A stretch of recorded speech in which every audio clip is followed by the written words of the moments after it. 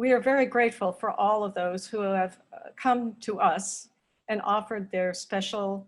talents, their special expertise, their connections, and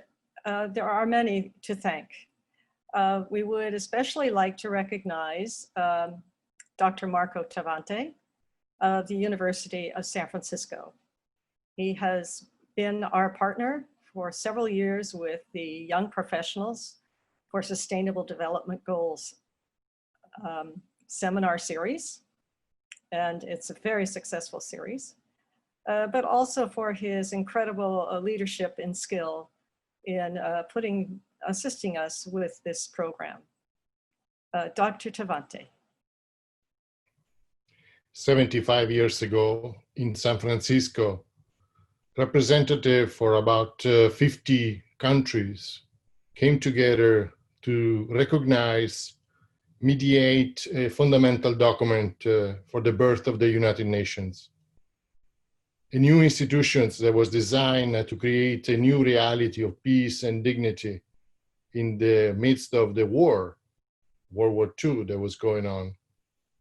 Today, in 2020, we're facing incredible challenges as well. They recognize the importance of gathering together, no longer with 50 countries or not even with the 192 countries that are represented today in this important international institution, but really all the world people, the world citizens who are concerned about shaping the future together. And that is why it's important to remember what the people in San Francisco, when they gathered with more than 6,000 representatives of people mobilized to support this important international organization conference for the restructuring of a new world peace, wanted to reestablish important moral values, important fundamentals for building a better world. And so inspired by their visions, by their values, we are challenged today to re-envision our own deepest common characteristics for people that cares for a better future. And that's why the recognition in the beautiful document of the Charter, in the preamble in particular, that summarizes the work of many civil society and visionary people, that particularly the women in Latin America and Dubois for NAACP and many other leaders that wanted to share a vision for a better world, today challenge us to re-envision our own moral values for a better world, for the concern for the future generations, where we also include the rights of nature and the rights and recognition of dignity of the least among us, for the human rights of men and women, and the dignity and respect of international law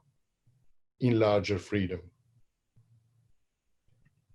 Today, the United Nations is being engaged in important conversations regarding a common plan, a common agenda for a sustainable future that encompasses all our dimensions for a better world, for people, for planet, for prosperity, for peace and partnerships among different stakeholders, sectors, state representative and non-state representatives. That's why civil societies play a very important role, as it played in 1945 in the San Francisco conference, with official representative, and today with the delegates and the consultants that play an important fundamental role to make sure that this is an organization that represents we the peoples, not just we the countries or we the powerful and special interests, but we the people, with everyone representing their fundamental human rights. And that's why I've always find very inspiring that beautiful ceiling at the UN office in Geneva that not only represent the human rights in our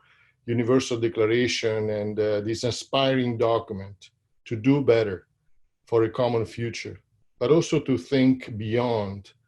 our current existence and for the future generation to build together something that everyone can have access for a better world and in larger freedom.